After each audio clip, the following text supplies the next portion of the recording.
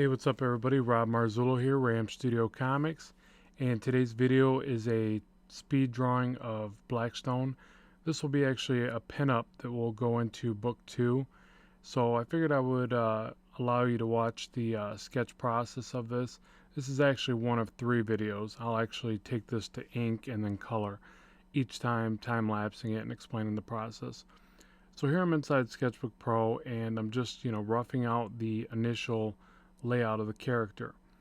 And in this stage, just really rough, really just kind of placing objects and getting a feel for, what I'm trying to do.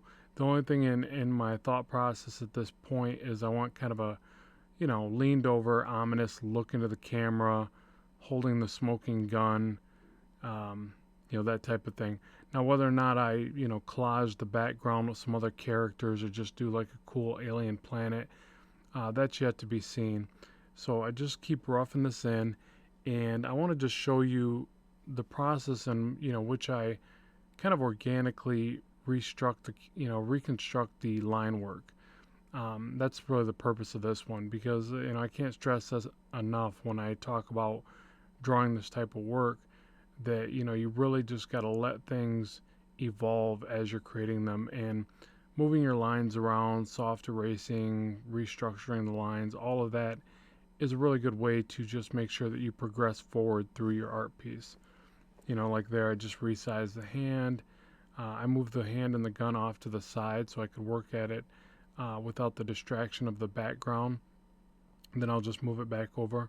That's one of the really neat things about working with layers. There you see me paint it white behind it so I can overlap the layers, and still keep it separated. It's also another useful way for manipulating your art. You'll see a lot of times, like right now I'm trying to figure out the, proportions of everything. So that's why you see me select lines, move them around, rescale them, just to kind of keep working on those proportions. Again, trying to get that leaned over kind of look. And, I got to get the head just the right size, or it, won't look proper or correct or whatever.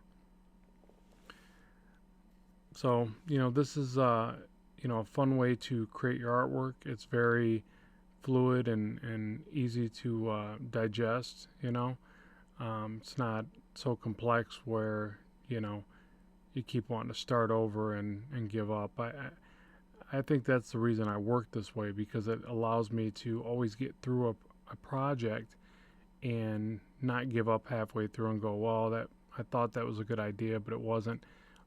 Chances are, if you see it in your head and you've got a passion for it and you feel it's going to be a good piece, then it's there. That's what you want to go after. But the things that are going to get in the way, if you lack certain areas in your art that help you see it to fruition, it may oftentimes make you want to just think, well, it just wasn't a good idea.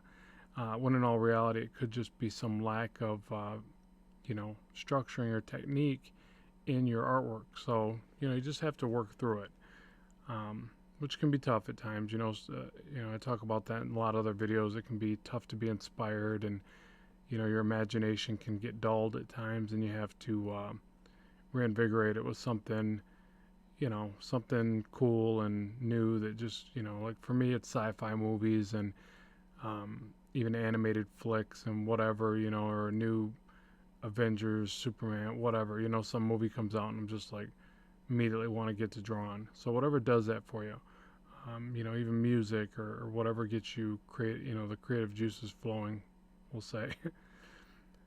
So here just doing kind of a cleaner line effect around the entire thing. This is just a process to really kind of smooth everything out. Then I'll kind of draw some of the shapes of shadows, or in case with this character it'll be more shapes of highlights. And then from there, I'll pretty much be ready to start inking. And I'll do all that inside of Sketchbook Pro. I may do the color in Photoshop. I'm not quite sure yet. I actually like coloring inside of Sketchbook Pro as well. So it may entirely be done in this software. So it's got some very powerful coloring options too. I think Photoshop's got a touch more when it comes to, ability to edit your tones and different things, but Sketchbook does have a nice variety of coloring ability. So yeah, and then here I just texture the alien skin a little bit. I don't go into full detail here because it's kind of a time-consuming part of the character, so I can just work on that in the inks and kind of save time in the sketch. So that's why you'll see me just loosely kind of give myself some guidelines there.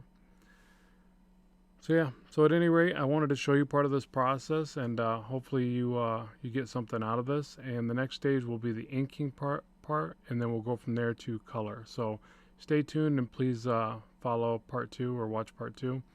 And please like, share, and subscribe if you don't mind, and helps me progress the channel. So talk to you soon. Keep drawing, keep having fun. Bye.